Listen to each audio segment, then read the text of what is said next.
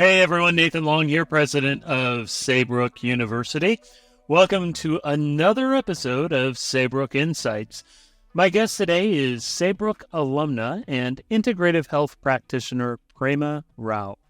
As the founder and CEO of Aquila Health in Northern California, Prema is bringing integrative health to a wider audience, and I can't wait to learn more about her work, its impact, and how we can look at ways to replicate her approach. Let's get to it then with Prema Rao. Prema Rao, thank you so much for being here today on Saybrook Insights. It is really a pleasure to have you here today. For our audience, I got a chance to meet Prema in person almost 6-7 months ago in San Francisco. We had an alumni gathering, and after hearing about all that she was doing, was just like, you've got to come on the podcast and spread the good news about all of your fine work, and you're just an inspiration. So really, thank you for taking some time to be here today. It's good to have you. Thank you, Dr. Long. It's a pleasure to be here, and I appreciate the opportunity to spread the word of what I'm doing. Very good. Well, you'll get plenty of time to do that, so looking forward to that. So let's talk a little bit about your experience at Saybrook and a little bit about you. So maybe just start off with a bit about your background before you came to Saybrook, and then what brought you to the university. I used to work as a research scientist in the biomedical device industry for many years. And then what brought me to Saybrook is kind of a convoluted story.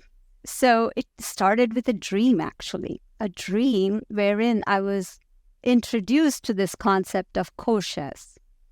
Koshas is something that's described in the ancient scriptures, thousands of years old. I knew about it, but I didn't know enough about it to really know the depth it contains. But it started my journey into understanding about this concept. And koshas, just to describe very briefly, it talks about our existence, our being many layers.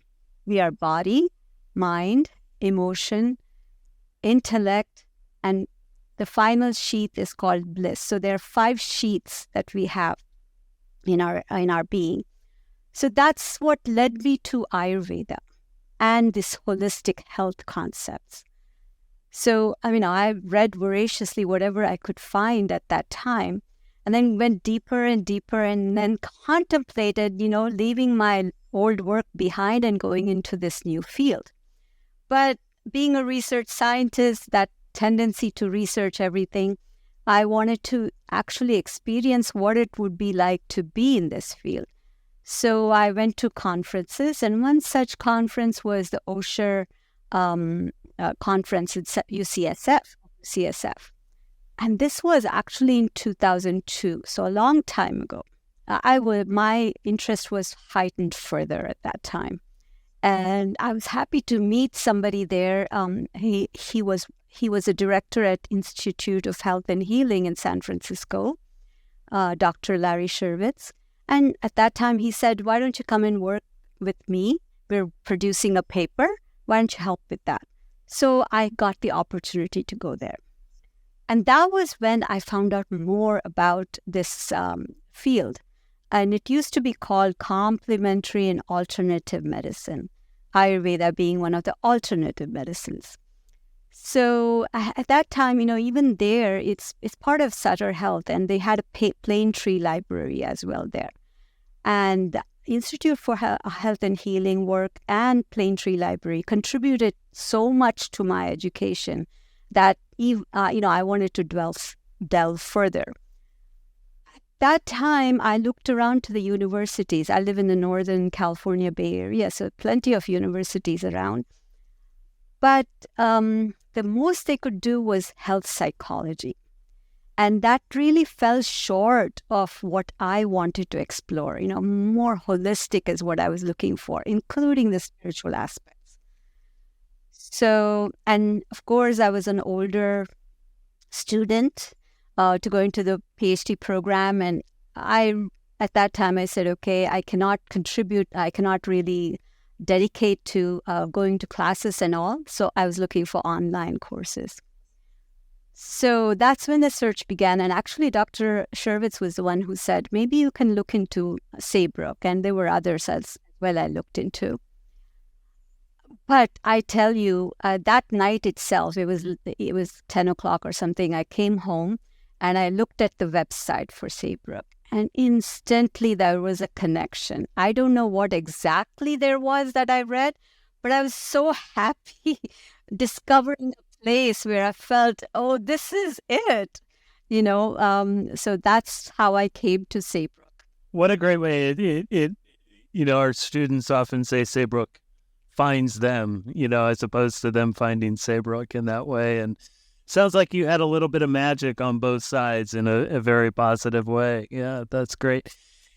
Can you speak a little bit? You talk about Ayurveda. We've had a couple guests on the podcast who've talked about Ayurvedic medicine and what they found it to be. And it sounds to me like you come from a science background, and as you know, Ayurvedic medicine in the U.S. Western construct isn't always well embraced. Can you speak a little bit about what it is and maybe what it isn't, and what kind of your understanding of it as you came to embrace it and understand its impact in integrative medicine? I mean, I as a research scientist, I was just catering to the body aspects. We were making, things for the body to replace parts and things like that, so as new products. But Ayurveda is much more holistic. It's actually part of the original Vedas, Atharvana Veda, which describes a way to live in a preventative mode. It talks about self-care to increase longevity. And seriously, the depth of it is such that it goes on to say how you can even achieve your ultimate goal of life, which is self-realization. So it's taking care of the body, the mind, the emotion, every aspect of it. Many people just think it's the herbal part, but it's a very holistic sense. And as you mentioned, in 2002 and 2003, things were just being introduced, and actually there were a lot of pushback also of all these other modalities. They kept calling them alternative medicine because there was not evidence-based. But Ayurveda is actually years of empirical knowledge as well that makes it well-rounded. Interesting. Yeah. When you say you've got years, or we have years of empirical knowledge, it's grounded in that. Tell us a little bit more. What does that look like from your study? Well, obviously it's ancient, so I was not around to witness it. But what I have heard is it's really observation of nature and effects of things on humans, animals, and so on and so forth that got this kind of wealth of information. And I had the opportunity to learn about Ayurveda through a person whose lineage is Ayurvedic Vaidyas. So I got to appreciate, it's called a Gurukul method, where a student actually lives with the teacher in their teacher home. I mean, obviously I didn't live, but, we kind of surround ourselves in that philosophy of it. And how do I say it? It's again a holistic experience. It's not just going to class and learning some theory and so on and so forth. Yeah. So it's a very deep knowledge, wealth of knowledge there. And I was extremely excited about it. In fact, one of the things I felt that when I went to Saybrook, what I would do is, I was hoping to do was bridge the gap between what is available in these ancient wisdom sciences with the modern processes and bring them together. That's what I was hoping to do. I have more I want to ask you about Ayurvedic medicine, but I want to stay on this thread for a minute around integrative techniques. What is your understanding of how Ayurvedic medicine and Western medicine, under the, guise of empiricism and that scientific approach, so to speak, How is that coming along? I mean, in terms of the relationship, are you seeing more integration of those techniques? And if you are, and if others are, what techniques are being used in standard medicine practice in the U.S. and in the West that you're aware of? I mean, one component is the herbs that we talk about with the Ayurvedic medicine. So there are many things that have come forth, and they might be talked about as Ayurvedic, but like turmeric, ashwagandha, brahmi, all these things are available now for various ailments, for preventative things as well. In terms of modalities, I would say even meditation is part of it. Yoga is a sister science. That's part of it. There are subtle therapies that are going on, aromatherapy, and so on and so forth. Even acupressure, there was marma pressure that was there in Ayurvedic medicine. So a lot of it is coming forth. Maybe it's not labeled as such, but there is embracing of that going on, I feel. I see. Yeah, we have this discussion in our family occasionally. Yeah, I'm a classic skeptic, but on the other hand, I've always been an advocate of we at least have to test and give the opportunity to try these things out. In the West, especially since there's so many folks who haven't had the opportunity to experience those. And to your point, anecdotally, and now there are research bases, in fact, and empirical research that have, demonstrated some efficacy around some of these techniques. And yet you can't get to that unless you're doing the studies to do them. And so to your point around, there's all these various sister sciences we found with yoga, with meditation, with others. There are real benefits to short, mid, and long-term health goals that folks are seeing, both mental and physical. So the whole body approach to that. And it just seems like it's a manufactured debate that doesn't need to be had. It's like if we can find things that help people live better, healthier lives, right? Why wouldn't we want to do that? Exactly. And I want to add, Ayurveda believes in that as well. I mean, the fundamental principle is whatever works is what is the medicine. It's so broad-minded, And I want to just comment on the experimental methods itself. One of the challenges is, I used to work as a research chemist as well, and my master's thesis is on isolating isolating a molecule, because that's what allopathic medicine is about, isolating a single molecule, which is very potent, no doubt, but it also tends to have side effects.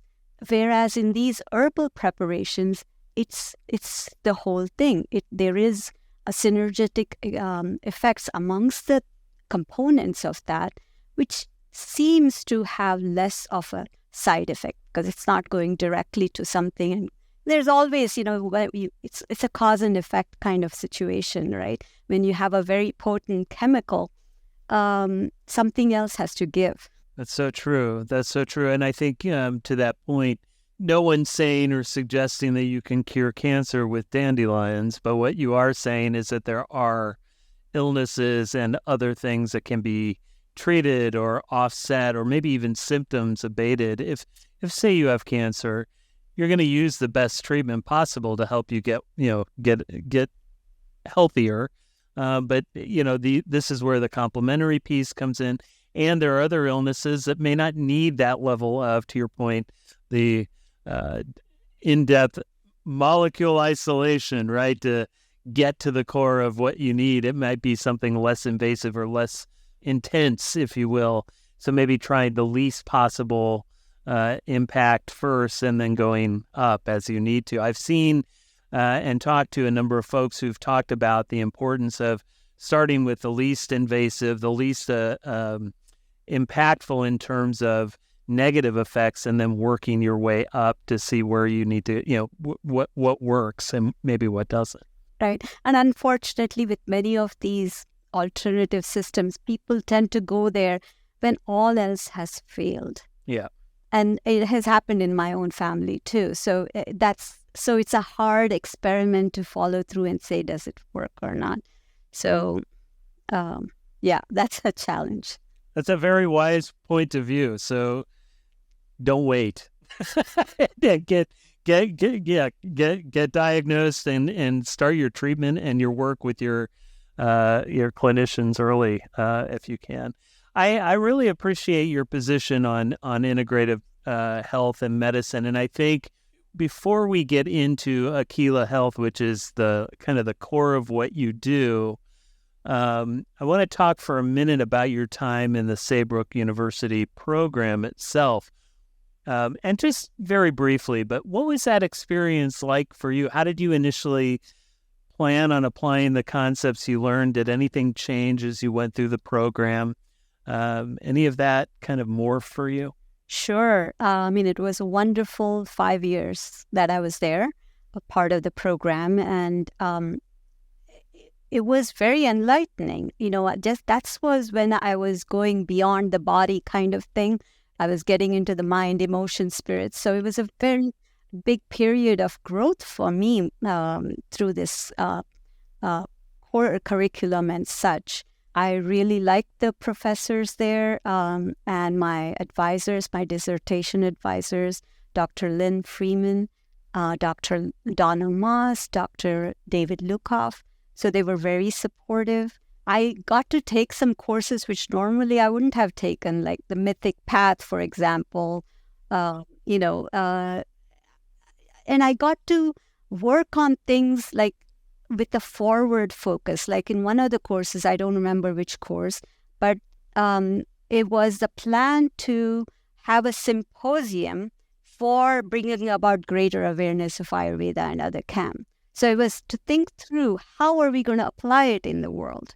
So that was very good. My degree was in psychology with the focus on health studies. That's what it was called back then. I think it was a precursor of the mind-body medicine program now. So it was really a wonderful program. I want to say, when I did my bachelor's back a long time ago at Rutgers, my initial inclination was to do psychology, but I took those courses and I didn't like how it was taught. It was a huge class. So I dropped it and went into the sciences. So I come back now into this now. So it was a full circle. Yeah, there you go. We brought you back into the fold, if you will. And I think what's beautiful about your path, I think, as you describe it, is you have merged kind of these, I won't call them separate worlds. They really are overlapping worlds. I mean, psychology is definitely a science. It is also an art. I know some psychologists may disagree with that, but you're bringing those scientific disciplines together in a way that can have real impact and benefit for your community, which I think is just terrific. Thank you. And I want to add too, as I mentioned to you, the energy, medicine, and spirit was heightened in me, but also there was some very practical lessons that I learned. For example, stress and how it can lead to it's a contributor to chronic diseases, which is what our world is facing it right now. Stress being so critical in managing. But the thing is, I also learned there are tools to manage it. So through this program.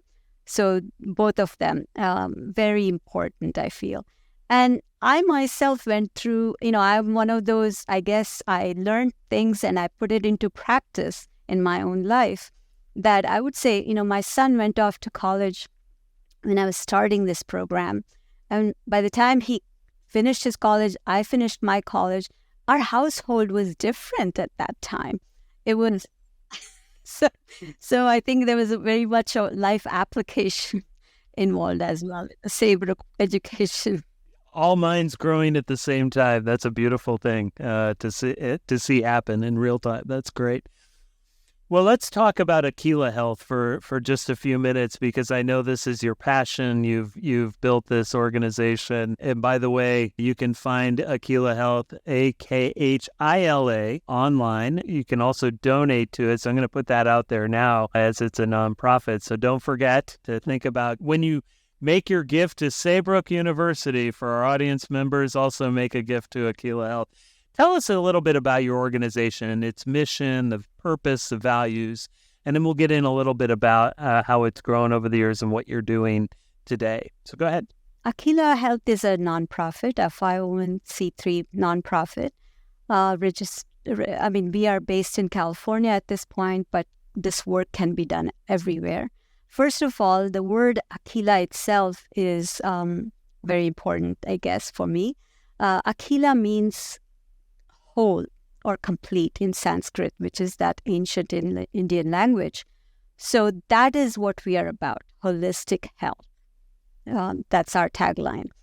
So we started in 2015. We were incorporated in 2015.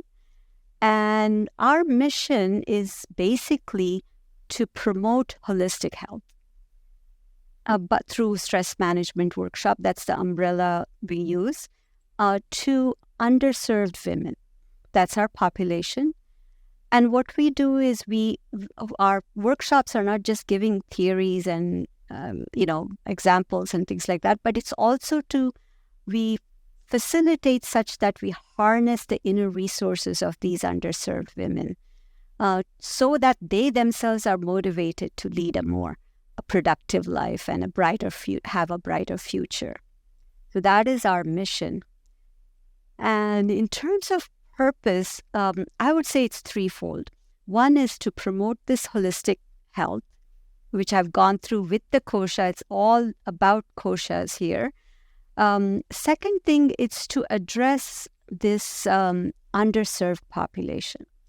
When I was working at the Institute of Health and Healing, in that study, we found that, there are many people who want these CAM modalities, integrative modalities, but it's really the well-to-do who are able to afford it because it's still out of pocket.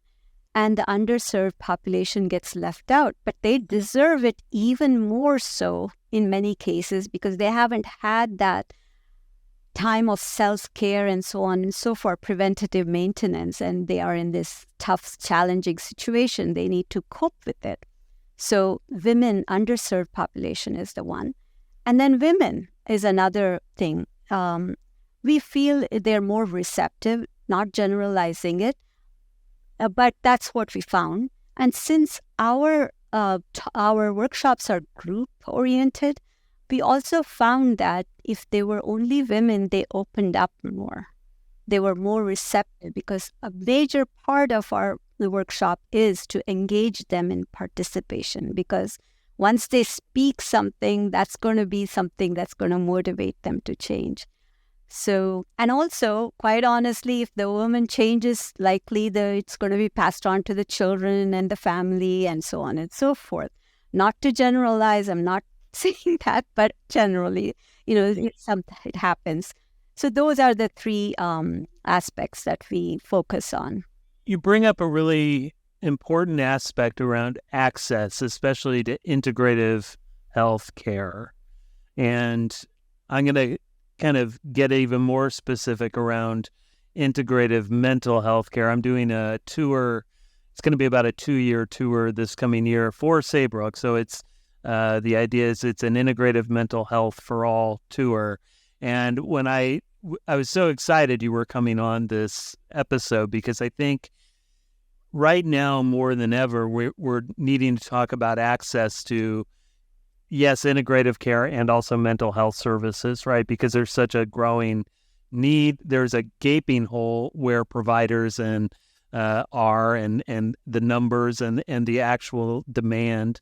Can you talk a little bit about the access piece, especially with integrative services? I know there's all sorts of issues with insurance and with government subsidies and support for these, but what's your perspective on access and how do we build that out a bit more going forward? I think people like you and organizations are the way to move forward. I was in New Mexico once, and they are very much into bringing this kind of care into the indigenous population, the Native American population. So that's thing that's going on. There are people who are working on this to bring to these underserved population, the homeless population, and so on and so forth. But when we have worked in the homeless shelters and such, there is not a lot of this going on. At the homeless shelter, to give you an example, they do have caseworkers. They do have psychologists who provide them. But from what I've heard from a homeless person themselves, is like it's superficial. It's something that it's state subsidized and so on and so forth. It's not in depth. Also, they are afraid of what they will say and what will be written in their records and so on and so forth. So I think the value of integrative health is it has the potential to provide long-term change by learning these tools. I think that's valuable. But in the homeless shelter that we have gone, there aren't other programs like that going on. So, we may talk about integrative health, but they're not having access to it. That's such a great point. And I mean, I think when you and I, if we talk about kind of the impact it's had on our own lives, whether it's meditation or hypnosis or, functional nutrition or the work we do in the space of whatever area, subdiscipline of integrative medicine, it's had a pretty powerful impact on just emotional regulation, right? In terms of just how I live my life. And I'm sure, I don't want to speak for you, but clearly it's had an impact for you.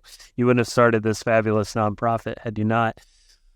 And I think when we talk about the benefits to the population, you hit the nail on the head. I think it goes to, we need psychologists, social workers, counselors to have that kind of piece of the triage. I know it can feel very surface level, but it's the sustainability piece, right? I think that's what you're hinting at, is the feeling of and the need for tools that can help folks manage through the daily stressors of life, to find ways in which to not just cope, but thrive beyond the therapy session or the group sessions that they may be having, and ways in which to sort of navigate through life's complexities. Would you say that's a fair assessment? And maybe I'm oversimplifying here too. So I'd be curious what other thoughts you have on that. Yeah, I think this is a very complex issue, but I want to digress with a little twist here. I think whatever we do, it has to come from I'm being very loose here, but it has to come from love. It has to come from that connection. This is what we're talking about, humanistic. You have to treat them as somebody who is innately good, who has the growth potential, not just a case. What I'm trying to say is you have to get into their heart. Fair point. Yes. When you are able to touch them at that core, that is where real healing or real impact is going to be. And nothing to say against psychologists, because they are, or the caseworkers, they are doing what they have to do. But I guess what I'm trying to say is we need time and dedication. I'm not saying we are doing miraculous things, but we do, when we do interact with them, we do see a glimmer of hope here and there. And with more extended instances like that, there's more potential. So I think when you talk about making a change, maybe look deeper to find programs which are going to be more impactful. That's what I would say. I would say find things where you can touch them. It's all about, what if we're talking about humanistic or transpersonal, whatever, that's our strength. That's where we have to come from.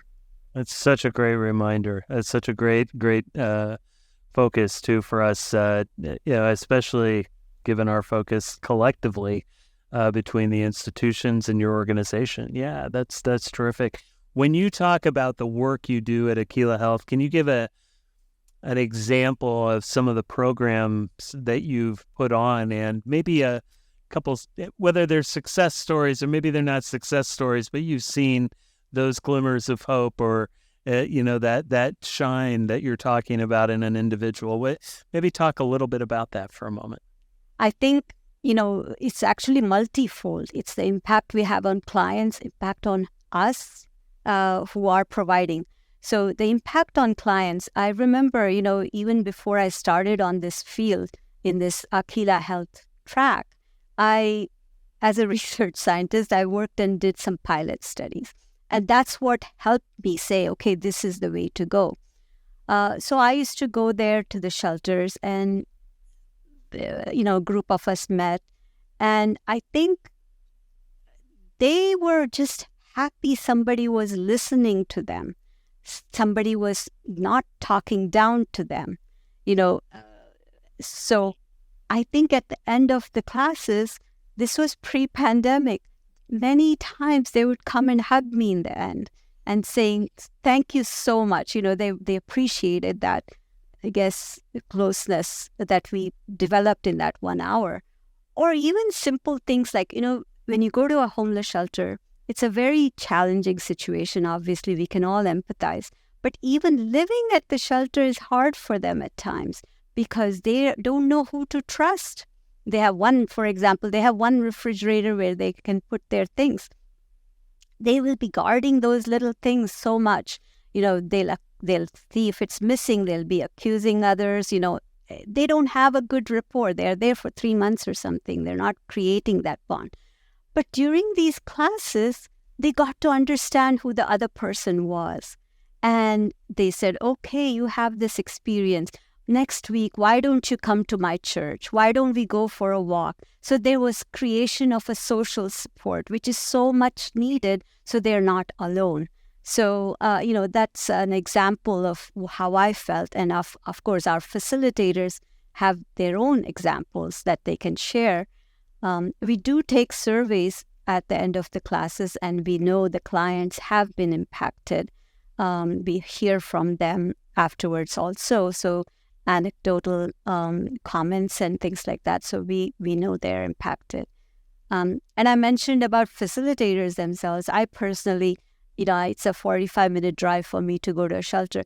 After going to one of these shelters and on the way home, I was feeling so satisfied and fulfilled. I could connect with somebody, make an impact. You talk about Maslow's hierarchy of needs. I could do a couple of them there just by going there and being of service and giving of myself, whatever. I didn't know what was going to happen in the class, but whatever it is, being present. So those are some examples I can share. Oh, that's beautiful. That's beautiful. And during the sessions themselves, sounds like there was a lot of human connections, a lot of dialogue, a lot of conversation. Were you also doing guided imagery? What were some of the techniques you were employing during these times? This field of integrative health or holistic health is very vast. And I would say guided imagery is one of those favorite things that I like and many of the facilitators like as well. So we actually have a grid of workshops that we can have. And during the pandemic, we actually had to put it in PowerPoint presentations. So we have at least 26 of them right now, which uses different aspects. We talk about emotional intelligence, so there are things for the mental. And as you alluded to, it's the mental and emotion things that they are dealing with, struggling with the most. So we focus a lot on that.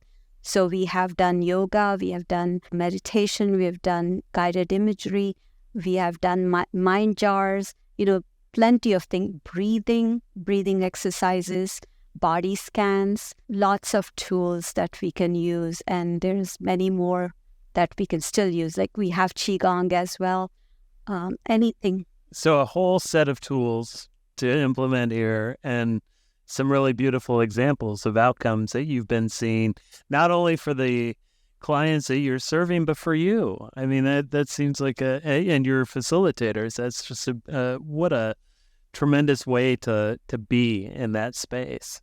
And Dr. Long, it's not just about giving tools. It's as I mentioned, presence. They might ask about arts and crafts because that relaxes them. And what's the objective from our end? When they are relaxed, they're going to open up. So it's really understanding what is needed at that moment, what is needed for that particular population, and so on and so forth. That's great. So what's next for you? As you think about Aquila Health's future and how you're positioning it, what are you hopeful for, say, in the next 5 years? I think it's basically to spread more and more as much as possible. And for that, I would ask for help from Saybrook community, which they're already helping. The students are helping, the alumni. So I think in terms of workshops, I told you that there's so much more we can do. Because I remember going one whole year, just going every other week or so. And depending on what they say, we can talk about it. And we went to ultimately to the end of the year with the same client population. You could go as deep as understanding who you are, because it comes from naturally, as you graduate. So the workshops are very broad that we can do. And also we can go deeper. Like I mentioned about Ayurveda, let's talk about aromatherapy, let's talk about everything that can help you. So broader and deeper. Similarly with the places we serve. Right now we're serving at homeless shelters, women's shelters, places where they have pregnant women and young mothers. We help people who are going through cancer diagnosis or treatment or post-cancer. So all these places we're serving, there are many more places we could serve as well. So many more. Yes. The ideas are yes, I'm sure they're brimming over for you and your team. And we'll have to talk more. So for our fellow Saybrookиans who are listening and for our broader audience, this is an opportunity to get in touch with Aquila Health to both support monetarily, but also programmatically. This isn't a fundraising episode, I promise, but the mission that you're doing, Prema, is so powerful, and it resonates so deeply, I think, with the mission and values of Saybrook. Just very, very proud of the work you're doing as an alumna. It's meaningful. This strikes, frankly, at the core. We were just talking, or I was just speaking with our board of trustees back in May. You're the exemplar of so many of our alumni who are out there doing this work that is truly impacting communities. And you're not asking for praise and awards and all that, but you're doing this work that is meaningful work that is uplifting the human condition with your fellow human beings, with women who are in need. And I just want to call you out for that and let you know you're appreciated and that your university is embracing you. And we hope to be able to do more for you and Aquila Health and your community. So thank you so much. Before we go today, though, you have two final questions that every guest has to answer. And they're fun, so don't it shouldn't be too bad. But the first question is, what does the word humanistic mean to you? I think we've talked about it over our talk, but holistic is the first thing that comes.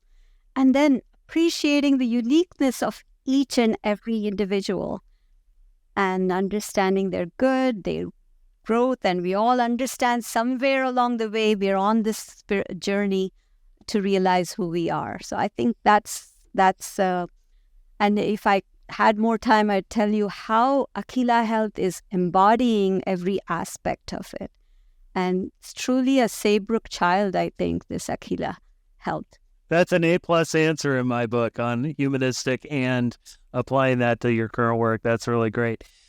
The second question is, what are 3 takeaways a member of our audience can do right now to improve their physical or mental well-being, or both? Well, first step is awareness of what you are. I mean, what is your strength? What is your weakness? Who are you? And accept who you are. Accept it. The second step is prioritize self-care. This is a sacred being that you are. You need to prioritize to take care of yourself. Of course, through all these CAM modalities, there's plenty of way for body, mind, spirit, everything. The third thing is, I personally have learned a hard way, is when something is amiss, do pay attention to it and fix it. I had a fracture in my leg many, many years ago. I didn't take care of it. Now I have to suffer for it. And it could be said about mental too, right? Because you can go through traumatic experiences. If you don't go through that and deal with it, it haunts you forever. So true. So that's what many of these women are going through. We can see that. And it ties right back to the awareness piece and being present and also taking action. Gosh, really great wisdom today, Prema. Thank you for being here. You're an inspiration to me and to so many others. Really appreciate it. Thank you so much. Thank you. And if I could say, my mother, when I started my Saybrook thing, she said, when somebody does a noble job, the universe supports you. And I'm so grateful for so many people who have supported me. My husband, the board, and wonderful board members. We have Julie Serrato, Dr. Julie Serrato, and Dr. Celine Kumin-Vega are part of the team. Facilitators, many of them are Saybrook people, Saybrook students. And they tell me, one of them told me she's learning things in class, but she's able to apply it here, what she's learning. So it's a beautiful community that we have, and the clients themselves. So I think I'd love for us all to be a family and help each other. And thank you so much for inviting me, moving the thing forward. Thank you so much. Well, that's the easy part, because I get to work with people like you. Seriously, it makes my job 100% wonderful and beautiful. So thank you. Before we go, where can folks find Akila Health on the web? Go to, as you mentioned, www.akilahealth.org, AKHILA health.org. Prema Rao, thank you so much. We appreciate it. Thank you, Dr. Long. Prema, great job. Thank you so much. That was really informative, and I enjoyed the scope of our conversation. I hope all of you enjoyed Prema as much as I did. Remember her 3 major takeaways. I think these are just fabulous. Be aware. Be aware of who you are, your strengths, your weaknesses, and accept those. Accept you for who you are. Number 2, prioritize self-care. That's part of the sacredness of who we are as individuals. And 3rd, when something is amiss, pay attention and get to it. I think that's good advice for all of us, indeed. If you want to see the YouTube version of this podcast, please visit our Saybrook YouTube page. If you'd like to support the podcast, go to Apple iTunes and leave that 5-star rating and review, and subscribe so you can get episodes as they come out. If you're on Spotify, leave that 5-star rating and make sure to follow us. You can, of course, subscribe to us on most other major podcast platforms, including Google, Stitcher, Pandora, and others. Remember to check our show notes for information on Prema Rao, including links to websites, books, and the like. And for more about our university, go to www.saybrook.edu. Click on areas of study at the top of the page and locate the program of your choice to learn more. Or simply Google Saybrook University. That's it for today. Thank you, everyone. Take care.